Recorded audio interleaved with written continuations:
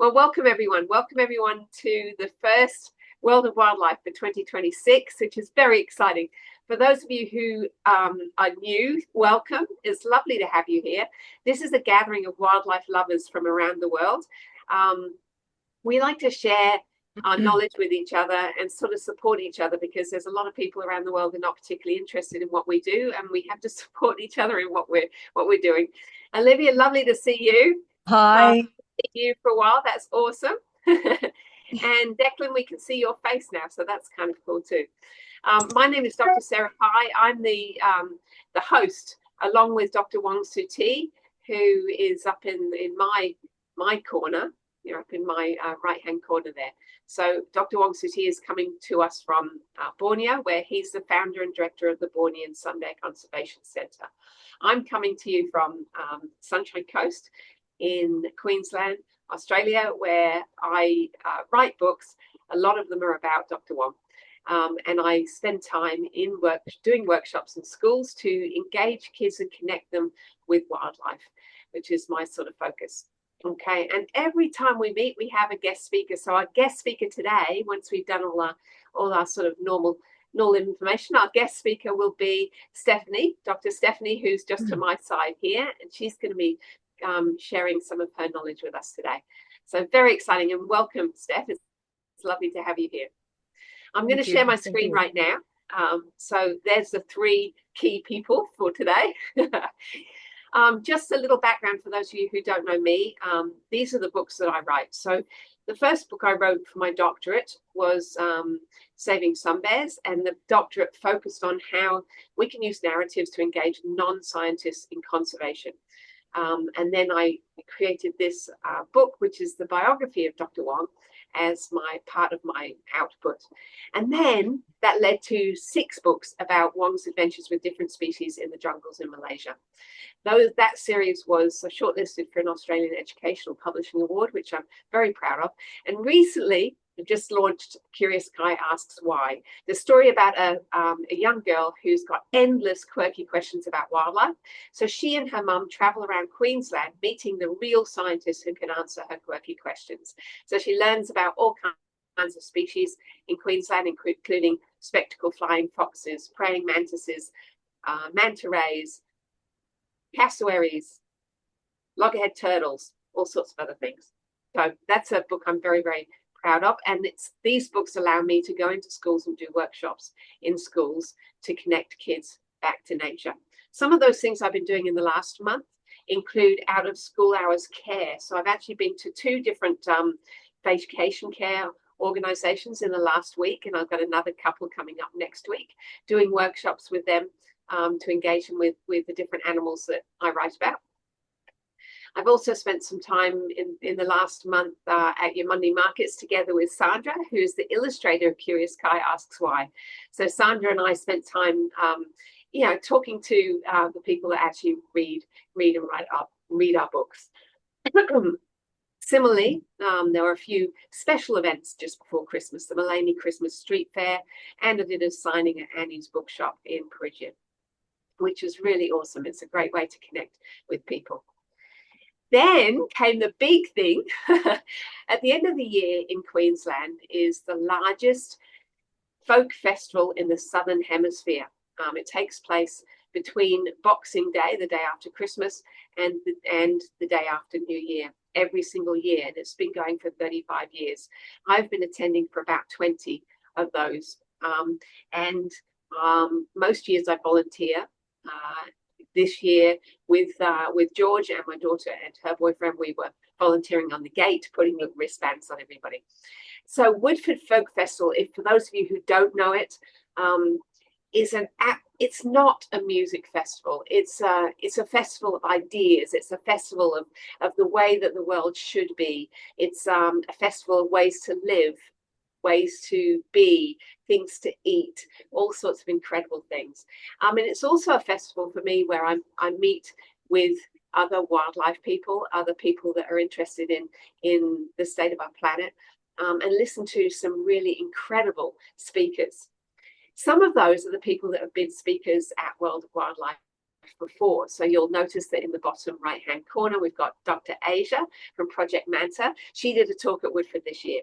In the top right-hand corner, we've got Dr. Elliot Leach, who George and I were excited to join on a bird safari around Woodford and learn more from him. He has said he's really interested in coming back and actually doing another talk with us about birds and bird listening, as he did before. You'll see in the bottom, I ended up too much in this picture, but the bottom left-hand side, there is a picture of me and Spencer. Spencer Hitchin, as you'll remember, is a cockatoo, black cockatoo expert, and he did a really good few talks at Woodford as well. In the middle, you'll see that there is a picture of Letters to Save the World. Now, last year, I was actually a speaker at Woodford, and you might remember that one of the things I did was propose that people wrote letters to politicians. They were then posted in the lettering house, which is the post office at Woodford. I collected all those, and this time last year, I drove those into Parliament House in Canberra and delivered them to the Prime Minister and the Environment Minister. So that was kind of fun to do. The other person you can see there is David, who's here. David is in the top left-hand side. Now, David is going to be our speaker next month. I'm very excited. He's going to tell us all about an incredible conference that he's running in Africa in March this year. So it's all about drones and conservation and wildlife. So really grateful to have you here, David, today to see what this is all about so that you can share your knowledge next month.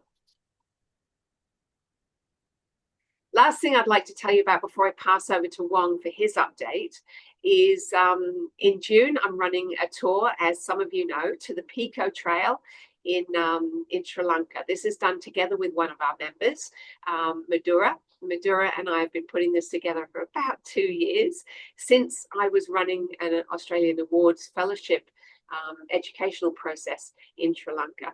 So I met several people in that process who have helped put together this incredible tour of the Pekoe Trail, where we're spending 10 days walking along the trail, interacting with culture, wildlife, and environment in Sri Lanka, which I'm really excited for. We currently have 2 spots left. If any of you would like to come, please message me afterwards. I'd really love to tell you more. All right. Well, we won't go to Steph right now. We're going to stop sharing. And I'm going to pass over to my co-host, Dr. Wong Suti, who's coming to us from the middle of Borneo, or in the northern side of Borneo, at Sepalok, from the Orangutan Rehabilitation Centre and the Bornean Sun Bear Conservation Centre. Okay, so Wong, I'd love to hear all about what's happening, especially the brand new opening area that you've got at BSBCC. Can you tell us more? Sure. Okay. So since over the last year, we have been working really hard to make our center more presentable. And I'm very sorry to say that, over the years, because of our funding situations, we don't have a grand, big signboard to welcome everybody. And then because our location is just parked beside the Orangutan Center, and then we don't have a proper signage. Well, we do have a signage, but not obvious enough for a lot of people. So there has been many visitors come to the world famous Orangutan Center, miss out that, oh, there's a Sun Bear Center, next to it. So in order to overcome that problems, and also looking at this year, 2026 is Visit Malaysia, a very huge campaign that put out by the Ministry of Tourism, Arts and Culture of Federal Malaysia to promote tourism in Malaysia. And I was thinking, maybe it's time for us to expand our entrance to make it more welcome, more obvious. And then obviously with more visitors, meaning that we were making more revenues from the visitors. So that's why the idea of building that entrance foyer first come into it. But actually the idea has been there for several years, and it's because of the funding situation, it was not happen until 2 years ago. And then last year we finally managed to complete it. And on day after tomorrow, on the 12th, we are going to have the official launch. We have the Minister of Tourism, Arts and Cultures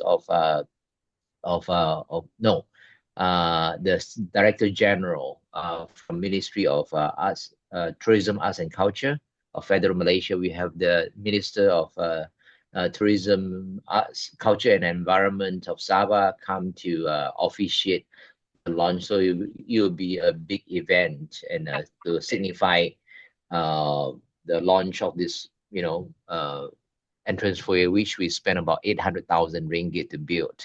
And then, of course, the entrance foyer also has some signboards, designed by Woon. So it's very good that Woon and his family managed to visit us 2 weeks ago. And then to discuss more to come to be designed and then to be installed, because we are such a good place to do education work, because people coming in and then with the very attractive signboards, it lets people to read, to learn about the story of our bears, our wildlife, and our forests. Woon Bing's the large signboard is absolutely incredible, isn't it? It's got so much information. Yeah, it's I think one of the kind in the world. You cannot find a second set.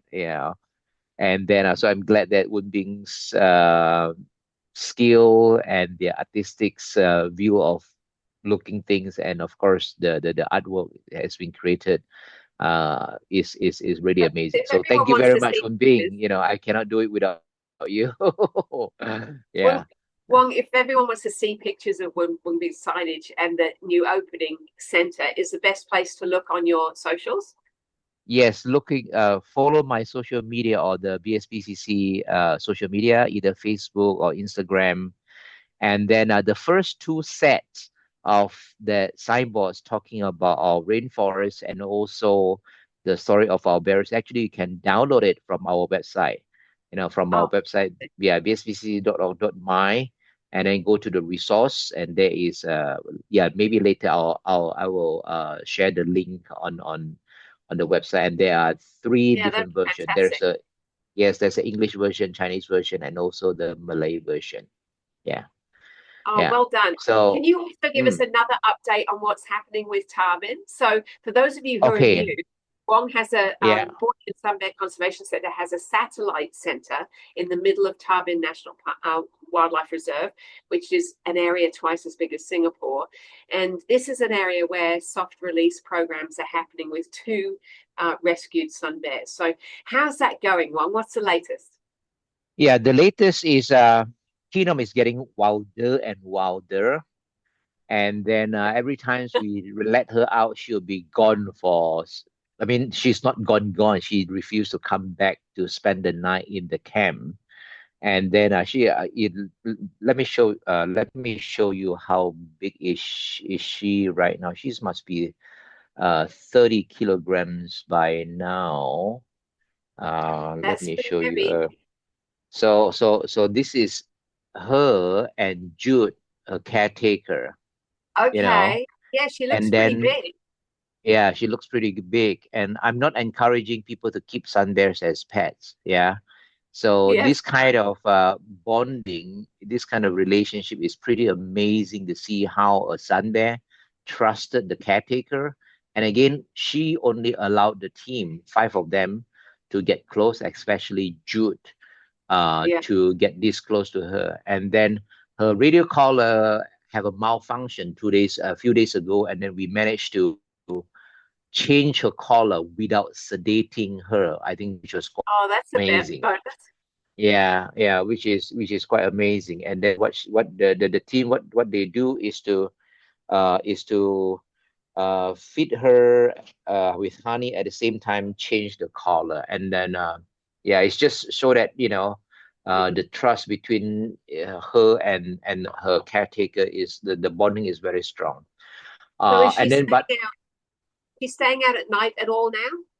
Yeah, she is almost, because she is very difficult to lure her back to the camp, to the cage. Yeah, so I said, let her be. I mean, this is the process where she's getting more and more independent. And then there was one night where she was away, but she's getting very close to the road. Next to the road is the plantation where we are a little bit concerned. And then, as usual, the weather has in Tabin in the camp has been very challenging. Lots of rain, so it also makes life a little bit, well, not a little bit, very hard in living with a sun bear in the forest. So I have to, thanks the team to be able to do that kind of job from the bottom of my heart.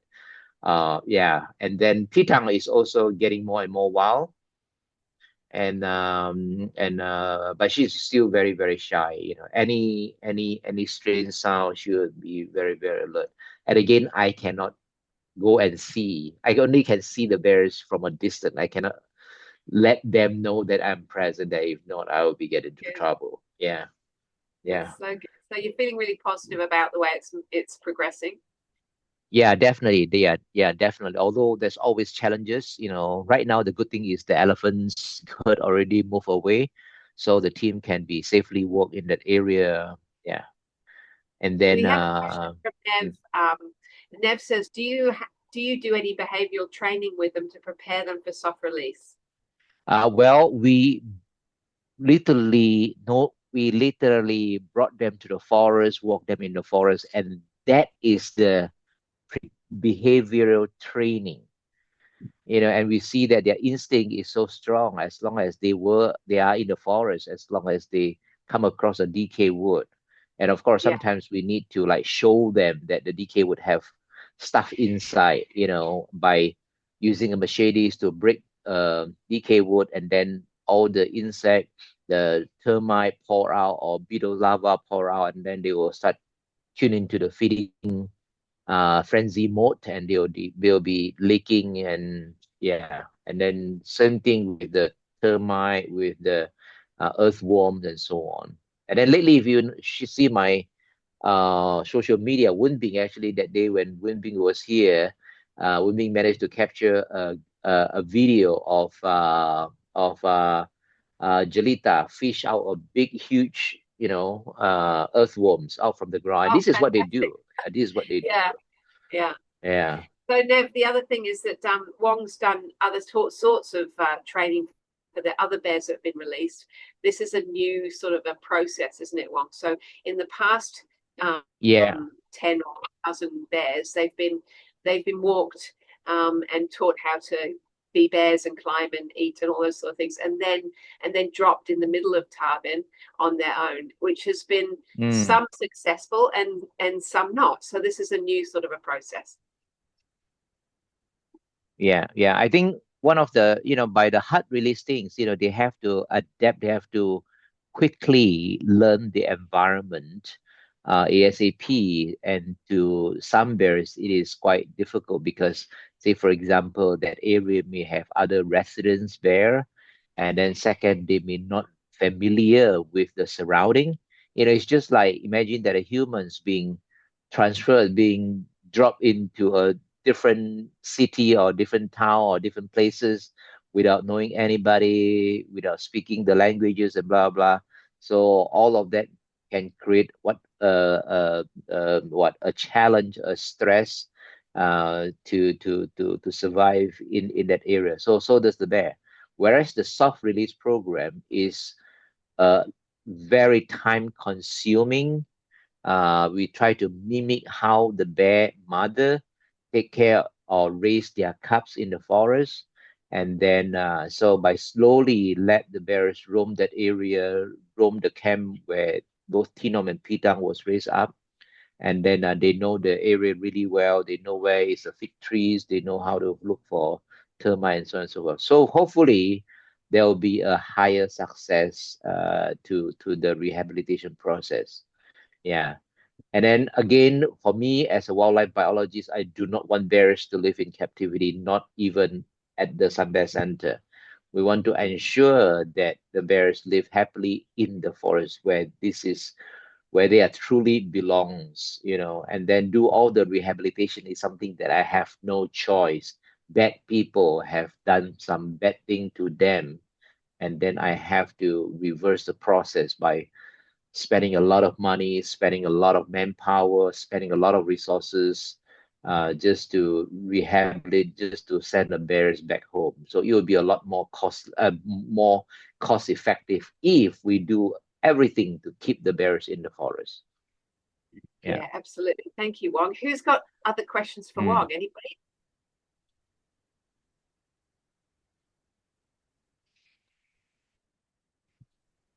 No, it looks like you've explained it really well there, Wong.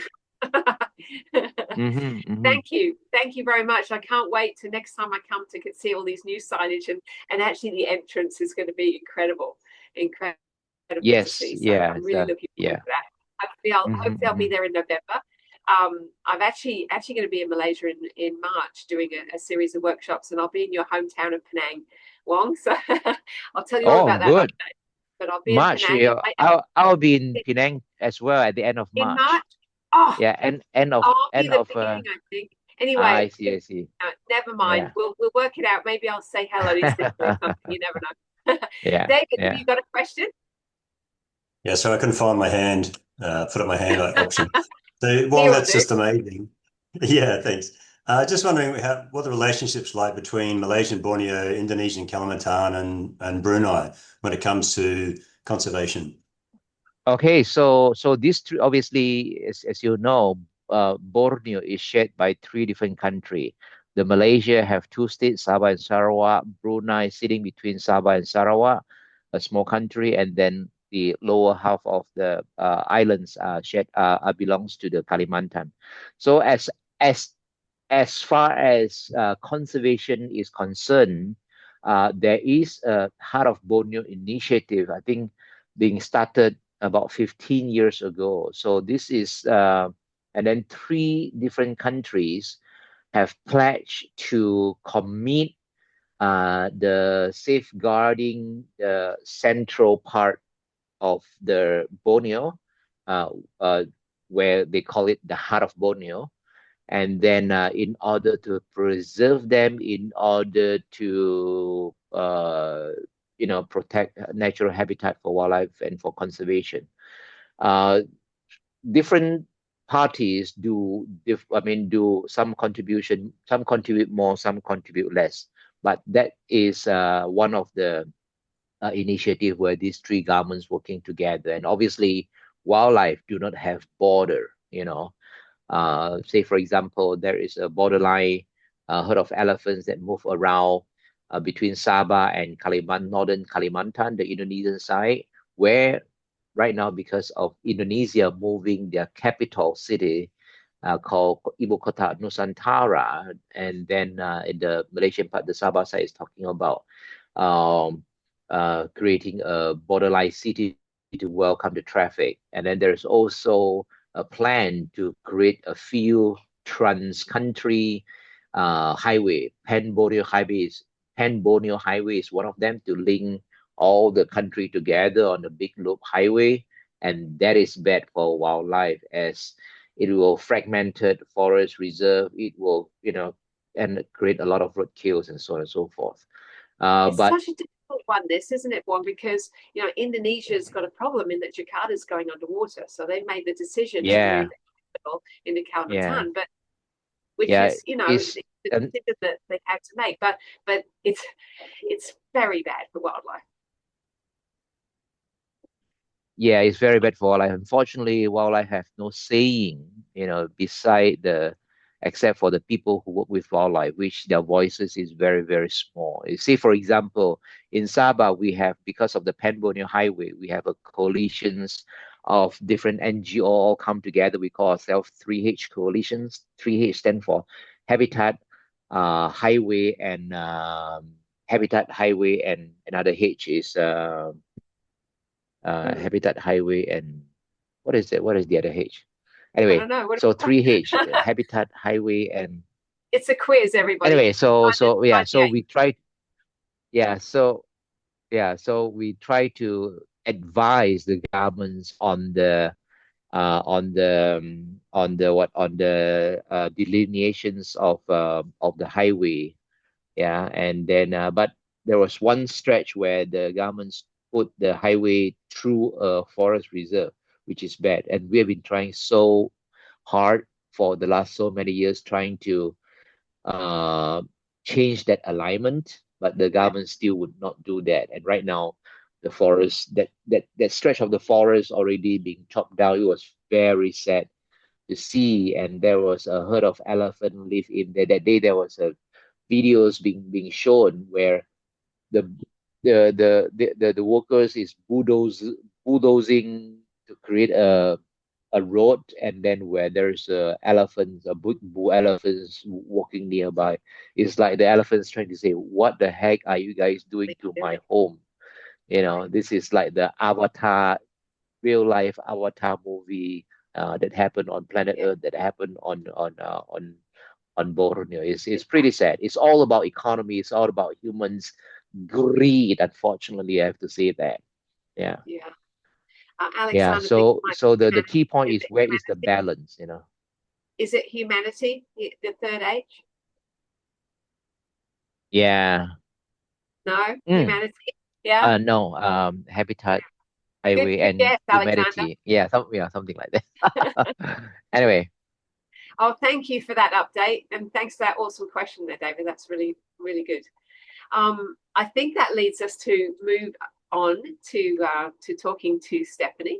I'm going to share my screen to introduce Stefanie. Now, Stefanie and I got to know each other a little bit better when we ran a conference together at the University of Sunshine Coast in May this year, called Common Ground, where we were trying to make a space for all the conservationists in Southeast Queensland to get together, not just wildlife conservationists, but also industry people, developers, policymakers, so that we could identify the areas that needed to be focused on for our region as we approach the 2032 Olympics, which will, for those of you who don't know, will be held in Brisbane. So it's a pressure point, and it's also a point where we have the ability to have international notice. So we wanted to make sure that everyone's heading the same direction. And it was a very successful one-day conference. So it was lovely to meet you, Stefanie, at that, and learn a little bit more about what you're doing. Since then, I've seen you give a talk to the Sunshine Coast Council, which was absolutely fascinating. And thank you very much for agreeing to come and talk to us today about multi-species justice and how considering animals in our justice system leads to a better future for all of us. I think it's a really good segue from what Wong was talking about with Kalimantan and development and greed. So I'll hand over to you, Stefanie, and thank you very much for being here. Thanks for the invite. I'm happy to be here. I'd like to say too, if we keep the sun bear kind of close to our heart, that can be a good example for us to think through how justice might work for the sun bear, and especially with those of you who've worked with endangered species. I think I'm really interested to hear, like your ideas. I've got a short presentation where I've just put some thoughts together about justice, and then I picked a couple of my favorite examples. Because what I'm doing with this group at Sydney Uni and elsewhere is we're trying to institutionalize multi-species justice. And the question of how to do that, you have to start with what justice is. And then you need to think about the ways in which you could incorporate these ideas in practical ways into the institutions that we have. And then we also like to think about blue sky thinking, like what would we do if we could do anything to make the planet a fair place for all species. And in a moment, when we get done, I'll share the couple of books that I've used. I've already put the links up to the 2 examples that I put up there, because partly I'm here because Sarah wanted me to talk about a friend of mine who's talking to whales currently. So I'm going to frame that. Yeah, it's very cool stuff. Very cool. So one of the things to talk about really quickly for those who aren't familiar is justice is a very profoundly human concept for the most part. Our kind of famous Western theorist of justice, John Rawls, said that animals could be included in his theory, but that wasn't his job. So he kind of leaves that to the side and talks about certain kind of justice, which is about fairness. So justice is fairness is often what people talk talk about that we have justice in the world if things are fair for everyone. But I think we can group it into these four main theories. And it's partly interesting to think about it in a multi-species setting because it can have very different practical contexts that can fit into a lot of what we're talking about here.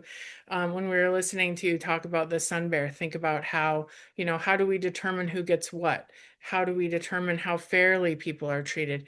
How do we punish people? A lot of times we think about justice as only punishment.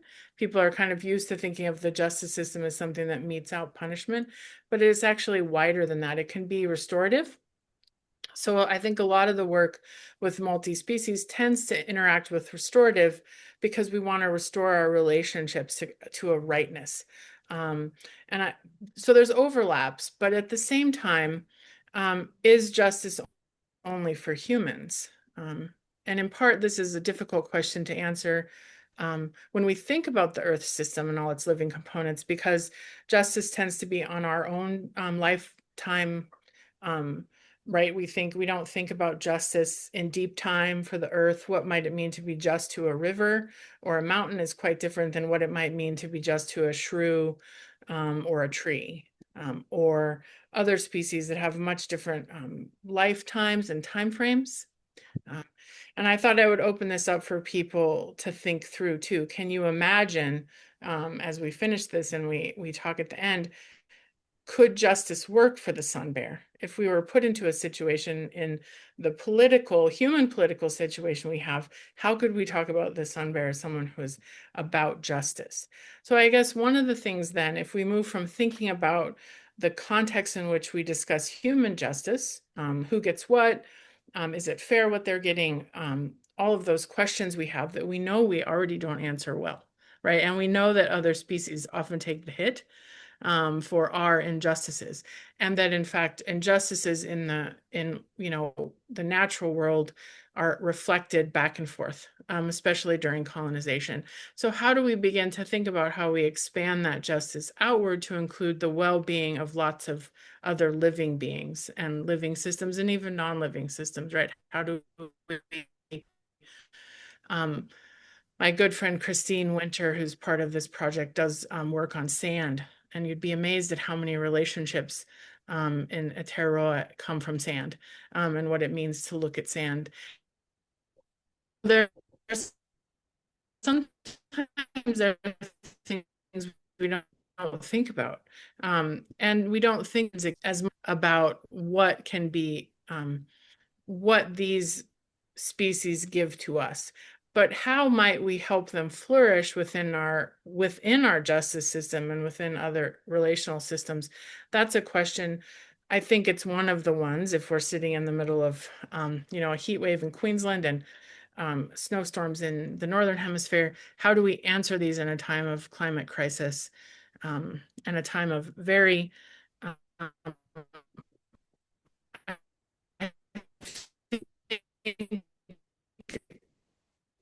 in many ways novel colonial movement murder, and how do we address them?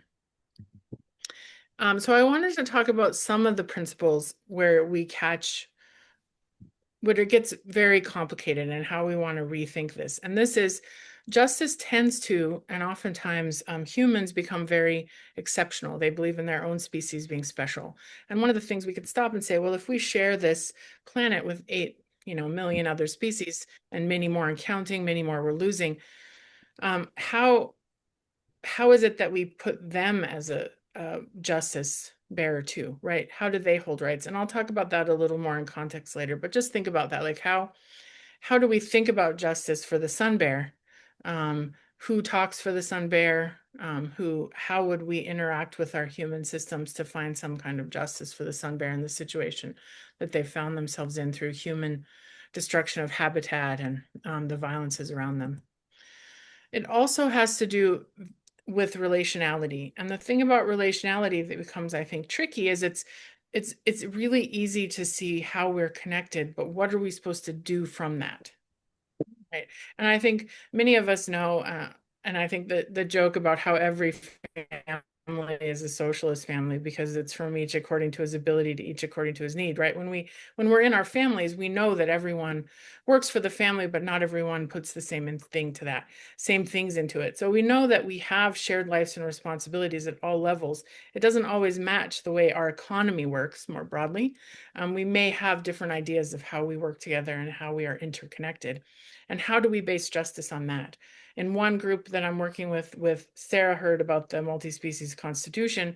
One of the things we're thinking about in that is if we make an overarching constitution, it should be about when do humans disrupt flows? When do they move into ecosystems and change them? Maybe that's the way we begin to look at coming back to a more ecological sense. When do we disrupt it and how do we restore that?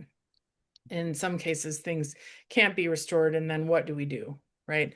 Once we've chopped down the forest, once we've chopped down the elephant's home, what do we do? Right? Those are difficult questions. Also, we need to remember multi-species justice has to acknowledge that we need to value things not because of what they become for us. So trees are beings that are of value, not because we rely on forest products in most parts of our economy.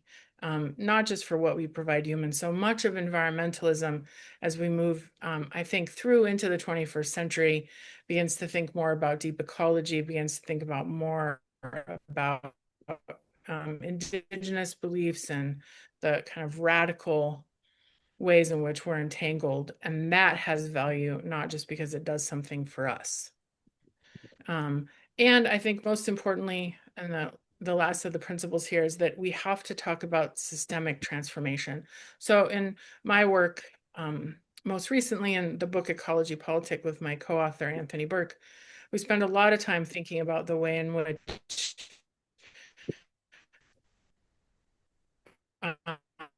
we can't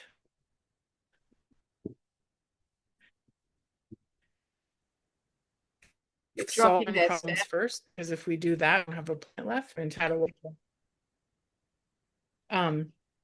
so we've got systemic transformation that's important, that has to do with the way in which colonialism and capitalism and endo-colonialism have affected natural systems. All right, so I'll take a minute to take a breath and kind of come through. We've talked about human justice. We've talked about the ways in which multi-species justice wants to try to correct and radically reimagine the way in which we think of our relationality through fairness, through redistribution, through all of the things that we want for human communities. How do we begin to transfer that to the wider community of other species on the planet? Any questions or comments or points before I head into the second piece of this? Is there anything in the chat? One very, very small comment is that when you look this way and broaden our thinking, it makes you feel how narrow our perspective has been as humans, right? Yeah, it has. And I've been thinking a lot about how we are indeed exceptional beings, right? Mm-hmm. Like, and cosmically, I think we're exceptional, right? We live on this beautiful blue-green gem in this expanding universe. But how do we take that exceptionality and not use it hubristically? We kind of bounce back and forth between those two things a lot. We're very exceptional, but at the same time, on this planet, do we actually have the right to use it up? Right? Are 100 rich people, is this their resort and the rest of us are staff and amusement? Like, how is it that we want to rethink our larger political and economic issues? So we have to talk about the dominance of humans, I think. And another really important point is if we move beyond the charity and damage, and I'll talk about Ecocide briefly, it helps ground this, but it's not just about rewarding damages or protecting something. It's actually about giving these species and beings legal rights in which they have their own subjectivity. And we have to learn how to speak with them and along with them.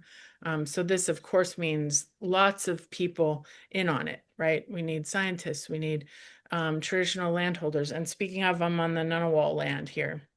I forgot to acknowledge that I was somewhere other than Sunny Coast. So we've got to think about those things, because Indigenous science and philosophy can help correct historical violences, as well as we don't need to reinvent the wheel on much of this, right? It's already there. It's already been a part of traditional knowledges. And I think in Europe, that's also part of many European traditional knowledges that have gotten forgotten through the economic and political systems that we have. So practical application is very important, right? It's a ticking clock, really. So here, the last little piece, I just want to talk about some examples that help. If you can see how justice, if we talk about how contextual justice is and how it can flex and think in different ways, if we think about specific examples, I think that helps us ground ourselves in how we might become a more just world. An important one is ecocide, and this would create the destruction of nature in a time of war as the fifth crime of war, which would make it punishable by law.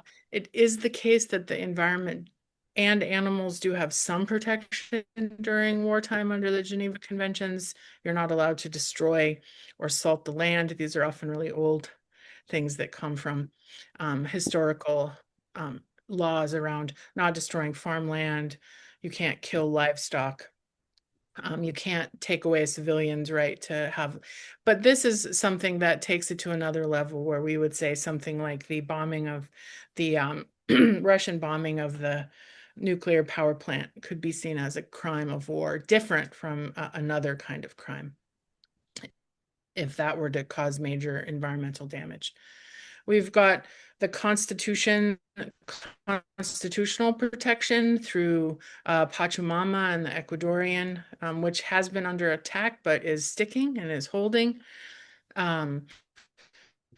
And definitely we see a lot of amazing ways of thinking, and as well as the increased violence against people who are environmental defenders in those regions. So that's a really important piece of it, is how do we protect it through our own constitutions? How do we protect it internationally and domestically? Our Environmental Protection Act does protect the environment as matters, but in that way we can see how we need to maybe talk about specific things. So for my last two examples, I thought I would bring some fun stuff to your attention. One of which is someone that I know from my multi-species project that I've been working on for the last 3 years with the Berggruen Institute and various scholars and activists and artists. And he's working in the Dominican Republic with a pod of sperm whales and using AI. We can all agree that AI may suck in all kinds of places, but in this case, this large language model has been chatting with whales, which bouncing things back and forth. And they've found that whales have created diphthongs, which are the combination of vowels. So beginning to understand that whales have a complex language, and we might potentially be able to talk to them. I've got a slide for that in a moment. And then the other one that I just absolutely made me so happy this week is the legal subjectivity for the stingless bee in Peru. 2 municipalities have them. So I think these are a good bit of examples around how we and to really institutionalize how other things than these bees, the stingless bees, who are, of course, important pollinators, sharers of honey. They now have in 2 municipalities, and they're hoping it's going to go to the full nation, the right to exist and thrive, have a healthy population, ecologically stable climatic conditions, and can be legally represented if they've been harmed. That is amazing. It is. It just really makes me feel really good to know that. And that in fact, the indigenous folks there have long-term relationships with them, very close relationship with the bees. So I think it's really, really amazing to think about the way in which at the IPCC, at the international level, the constant advice is we have to give land back to the indigenous people. 30 by 30, sure. Some of those bigger, but what happens if you give land back to indigenous stewardship is things like this, right? So that's and we improve the life of humans, we improve the life of the things that are important to them around them, all through these ways of making the world fair for all of us. And then Project CETI with David Gruber, I think whales are interesting, and I was reminded of this as I was looking through some of their press on the website and catching up, that the whales and the whale, I remember this when I was a kid, right? In the 70s, we were still talking about whales. They sang whale song, and the Marine Mammal Protection Act, which has been pretty effective, and also has really made people question large-scale whaling, especially in the United States. What would happen if we could talk to them? Yeah. I worry sometimes in my darker hours that it wouldn't matter what they said. But in my lighter hours, I think maybe by oftentimes the animal rights movements of the past have relied on sentience, and I think that's we've an intelligence in animals. How other languages and other intelligences might be just as important. I think my latest tuition has a double meaning, right? If we think about how we are constituted, and my work throughout kind of my dissertation and now has been at the microbial and at the viral, and so I use the way in which we think about bodies as not all human. We're not very human, and we have a lot of commensal relationships in our guts and on our skin and in our mouths. And if we think about how we're already party to a constitution, to a contract that includes multi-species others, bacteria in our guts that 70% of our carbs wouldn't get digested without them. We owe a lot to the beings around us. So that is our constitution. So how do we write it in a human way that begins to honor this thing that's already written in heat and energy and gravity and atmosphere and water and forests? Like, the most special thing on our planet is water and trees. They aren't anywhere else, nor are humans. So why have we decided to be at the top of this chain cosmically? Again, it helps us question our exceptionalism. So I hope that gives you a little taste of how we're trying to think through multi-species justice practically, as well as using it as a space in which we can dream and imagine, and also correct the rights and the wrongs that we've had, the taking away of land and the colonization of much of the world during the past century.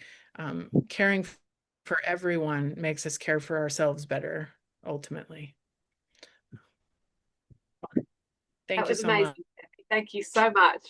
Yeah, I loved the way that you've sort of framed this idea of a constitution, and that our whole body is basically a community, and that just to extend that idea out further to include our entire species community around us is not such a big stretch once you think of yourself as a community. Yeah, you're nested, right? You're nested, and you see you're nesting in other places, and I think it allows us to see the ways in which we owe each other and we owe other beings so much. We absolutely do. Thank you so much. I hope everyone enjoyed that as much as I do. We do have one question from George, and I think, George, you put this on the chat just before Stefanie started talking, using an example of Ecuador. So does the Pachamama example in Ecuador give us a potential framework that we can stretch out? It absolutely does. I mean, I think it gives us the note of how to do this at a domestic level in many other constitutions. I think the fact that it's been able to survive and become something more than token is really important. I think there's a lot written at the international. That's my field of study, is international relations. What we've got now, I think, is how do we rethink the connections between the global and the local? Back in the 90s, we had that glocal word, if any of you remember that or old enough to remember the glocal. But like, that is the question of our times. Like, we know that we're embedded in our environment and we know how much it matters, but we also know that we're beings that are moving and changing the planet at a global level. We can't walk this back, right? And we know with the Stockholm Institute and the boundaries, the idea that at the planetary level, we know we have boundaries that we need to live within, and we're blasting through them. We've gone through 7 of 9 now. How do we do that? Like, I think that's a crucial question. Who else has a question for Stefanie?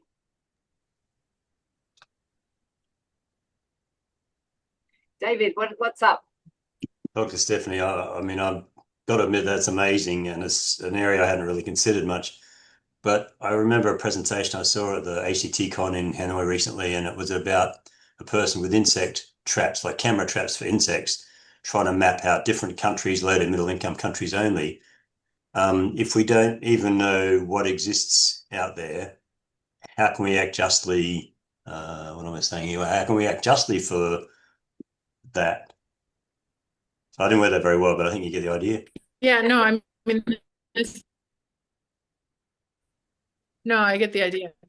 I think I sometimes, especially with companion species, and she's a scientist, so lab animals and animals that we use, that if one person picks one thing to care about, you're getting pretty far there, right? Like, so granted, we have a lot of species we don't know about, right? And we haven't discovered yet, but there are probably a lot of people who could, and I think this echoes something with the indigenous mobs here and the totem notions, right? And I know my supervisor for my dissertations from Guinea on the rainforest side, and his people have a totem system where his family is of the chimpanzees, right?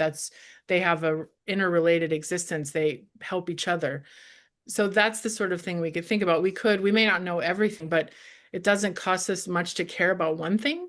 That's kind of the feminist ethic in that. And I think it makes decision making at some level more apparent. The question I often get, which is more aggressive, is that, well, what if you had to pick between a dolphin baby and a human baby? And you think, well, we've already done that, right? We already know that we've picked the human baby, right? So let's step back and look at the way in which we could create a world for everyone. And that question is like the ticking time bomb question, right? But it also bears some things that you could probably answer. We've clearly not picked the sun bears, right? Like, or we wouldn't be watching their habitat disappear. And what might it mean in Australia to live inside our own habitat? What if humans, the question as well, right? But yeah, I know it makes a very complex and often violent human politics. It feels overwhelming, right? So hitting those practical pieces where we can, but as 99 and 100, right? At some point, you might get a cascade of, like if you protect, we know this about keystone species, right? If you protect the koala, like David and Linda here, if you protect the koala, you're protecting the forest. So that means those little bugs that you might not know end up getting protection too, because you're not chopping down the tree because the koala is eating it and the koala is cute and fluffy, and no one cares about the frog, but the frog is going to get left alone, right? Because the koala is charismatic megafauna that we all, though that's becoming problematic too, because we're not very good at protecting them either. Our charismatic faunas are not doing well either. George, you've got a question. It's a great question. Yes, Stefanie. We know it's a multifaceted issue trying to get constitutions changed. Do you have any thoughts on what level we should be focusing on as far as governmental or private enterprise, whatever, or do we need to have a multifaceted approach? I mean, I think in some ways we do already. We have land courts, we have for justice are different. I think that a really important piece of it is criminalizing behavior. That's what I didn't quite come back to it enough. So thanks for this question. the big piece of it is to say, we're not just going to talk about damages. We're not going to do after the fact, oh, well, you chopped the forest down. Maybe you should, plant a couple trees somewhere else or have carbon offsets.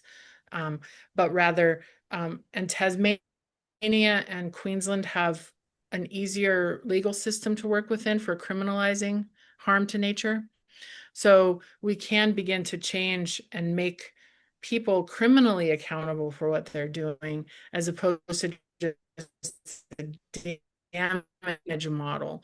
So yeah, the criminal and of course, mens rea and intent are problematic in this situation. How do you kind of prove intent for someone destroying a paddock for a golf course, or tearing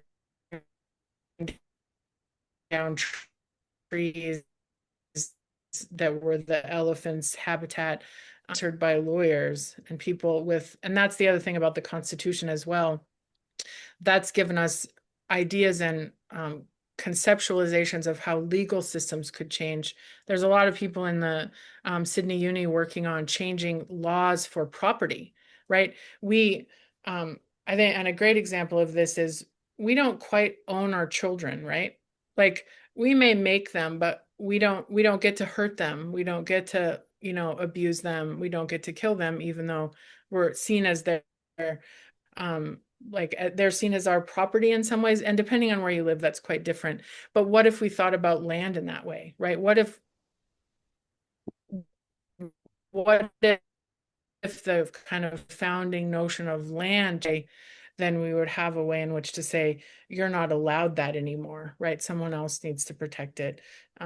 And the thorny issue with that is, we all know that the political systems that we're working within are profoundly compromised.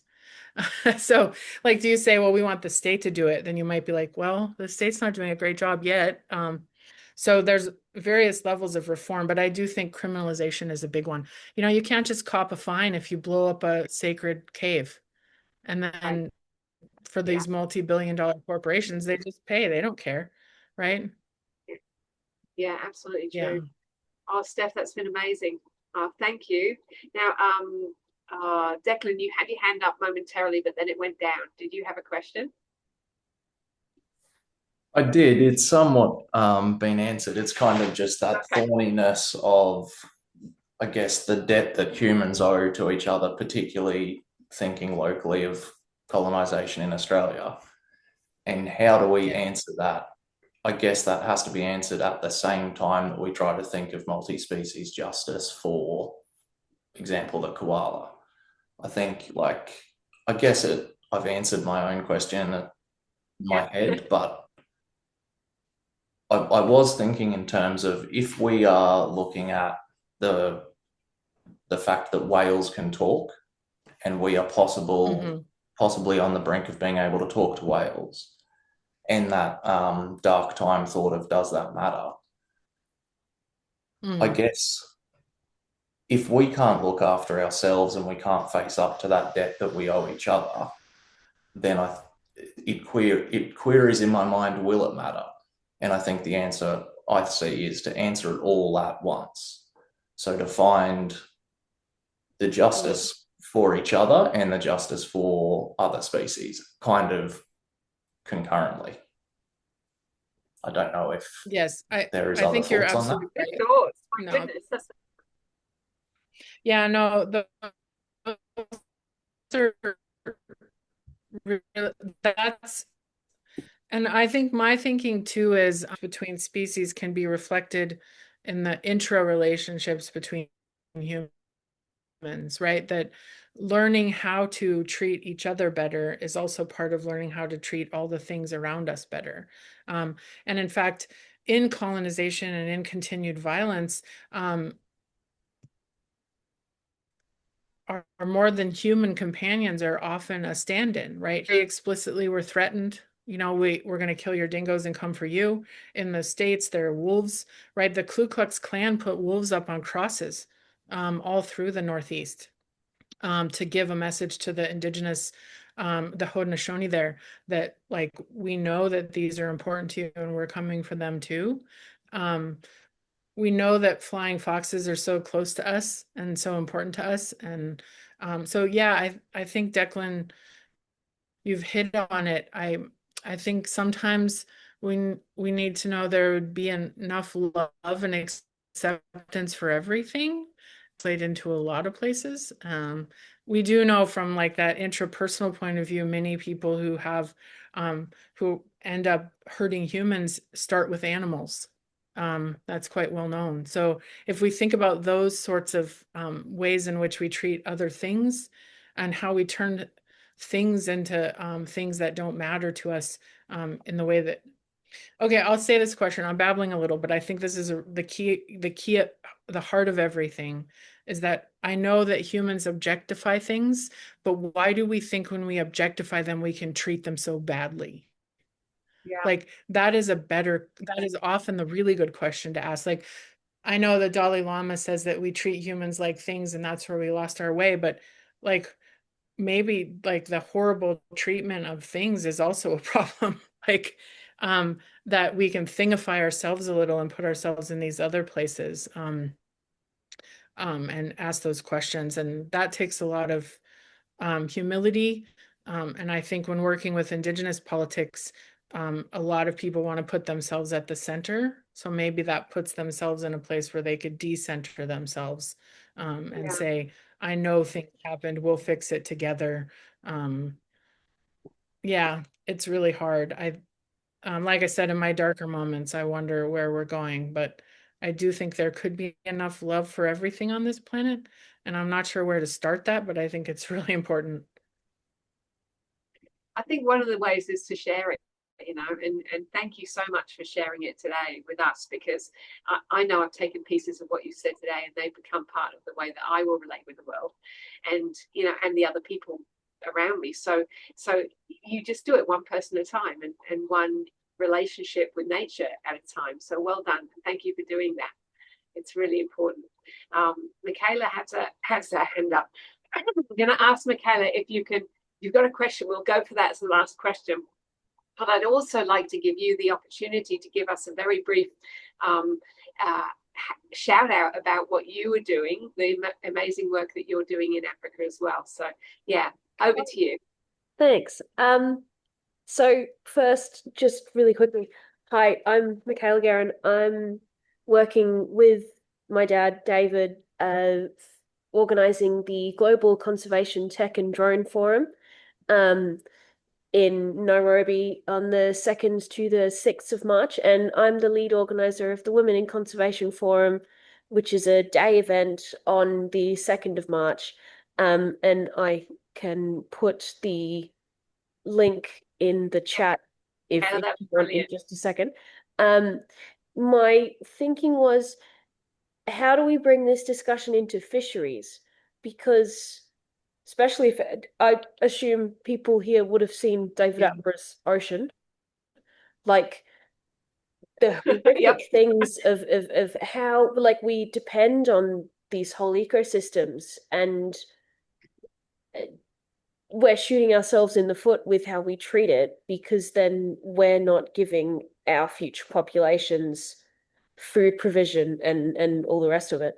So, and then especially with how international legislation functions, how are you meant to protect the, you know, what's your focus? Do you choose the species or do you choose habitats which we know that they use this area for breeding or feeding or so on? Like, so how can this work? Sort of basic saying, Michaela, with how do we prioritize? Is that sort of where you're yeah, I think so. Like it's all so complex. I was just interested as to, do you have any thoughts on how that relates with justice? Because yeah. Thank you. I do. I mean, thank you. That's an excellent question, because it brings up another piece that we were just talking about with the other questions, and that's you have to also criminalize against a particular being, right? Like we'd have to see that one orangutan fighting the bulldozer, that one sun bear that's in that protective custody right now, basically learning how to go back into the wild. That has to be important, as well as seeing the whole species. And you break up I just read something today that was heartbreaking, that they're killing sea lion sea lions in the Columbia River mouth because they're killing too many salmon. It's like humans and sea lions. And that's one of the reasons the salmon, so they've been culling sea lions. And you think, I don't know how we're supposed to do this. It feels overwhelming. And frankly, like the ocean, if we didn't have where it eats cod, and it's such an important piece of our food supply, and how much has come out of the oceans, it is shocking. And the fact that we have intelligences down there, like octopuses that apparently use tools and think forward in time, like, and we eat them as calamari. I don't know, like, yeah, it feels overwhelming. And you're right about prioritizing, especially at the international level. It's difficult because we have borders, and as the talking about sun bears and elephants, they don't have borders. We don't have borders really, except when we do. You know that the border exists right now in Minneapolis really strongly, right? In America, the border is everywhere, and you can get murdered for it in a second. So we know that's a reality. Yeah, I mean, I honestly feel, what do we have, 17 people here with myself? Like, this is a dang good start. I don't know, like, it's a start, isn't it? Yeah. Makes me feel better. We have gone quite considerably over our hour, and I think it's been worth every single second. So thank you, Steph, so much for sharing all your incredible knowledge and thought processes, because I think it's opened our eyes, and I really appreciate it. Thank you. Well, the comments and questions were great, so thank you. We'd love to have you back, even just to listen to everyone else's amazing stuff. Next month, we've got David. David's going to be talking to us about drones in wildlife and wildlife conservation, especially in Africa. That's going to be on February 10th. It will be at 3 p.m. in Queensland, 1 p.m. in Malaysia, and 8 a.m. in Kenya, for those of you that will be in Kenya at that point. So I'm really looking forward to hearing about this idea, and it's something that I hope you'll all be here for, because drones is a way that we can actually fast track some of the conservation efforts that we're hoping to achieve. We can do with technology, and drones is a way that David is looking at achieving some of all our goals. So let's hope we're all there for that one. Please don't forget that this is a free event for any people who are interested in wildlife. Please share the link. When I send you a newsletter, don't be afraid to share that registration link with everyone else you think would like to be here. That'd be really awesome. It would be lovely to see you all here. It's been an absolute pleasure. Thank you very much, and we'll see you next month.